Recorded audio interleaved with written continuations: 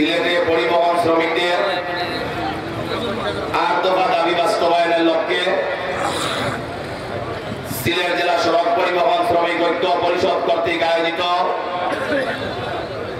আজকের এই বিশাল শ্রমিক সমাবেশে ইতিমধ্যে আসন গ্রহণ করেছেন জেলার নেতৃবৃন্দ, বিভাগের নেতৃবৃন্দ, কেন্দ্রীয় নেতৃবৃন্দ।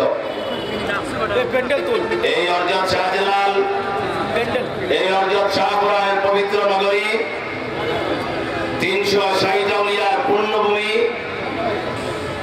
আধ্যাত্মিক নগরী এই সিলেটে দীর্ঘদিন থেকে পরিবহন শ্রমিকদের উপর মানসিক নির্যাতন করা হচ্ছে।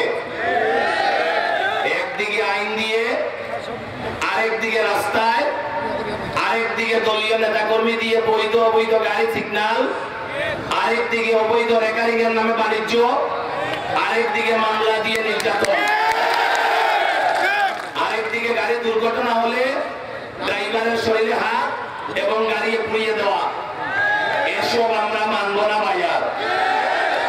আজকের এই সমাবেশ থেকে কঠোর কর্মসূচি আসবে, সেই কর্মসূচি পালনে আমরা দৃঢ় প্রত্যয় ব্যক্ত করছি। আজকের এই বিশাল সমাবেশের শুরুতেই স্বাগত বক্তব্য রাখবেন সিলেট জেলা সড়ক পরিবহন শ্রমিক,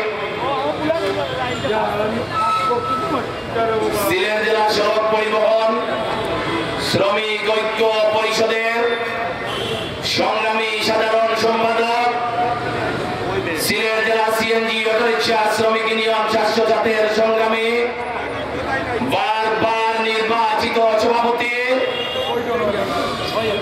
শ্রমিকদের দাবি আদায় করতে গিয়ে হামলা, মামলা, নির্যাতন, যার উপরে অসংখ্য মামলা হয়েছে, সেই শ্রমিকদের দাবি আদায়ের বলিষ্ঠ কণ্ঠস্বর জনাব জাকারিয়া সাহেবকে আজকের বিশাল শ্রমিক সমাবেশে স্বাগত বক্তব্য দেওয়ার জন্য অনুরোধ করছি।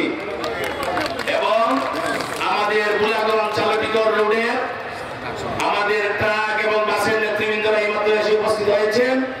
আমরা ঐক্য পরিষদের পক্ষ থেকে আপনাদেরকে শুভেচ্ছা এবং অভিনন্দন জানাচ্ছি। এবারে বক্তব্য রাখবেন শ্রমিকদের বলিষ্ঠ কণ্ঠস্বর, শ্রমিকদের ন্যায্য দাবি আদায়ে যিনি সবসময় সামনে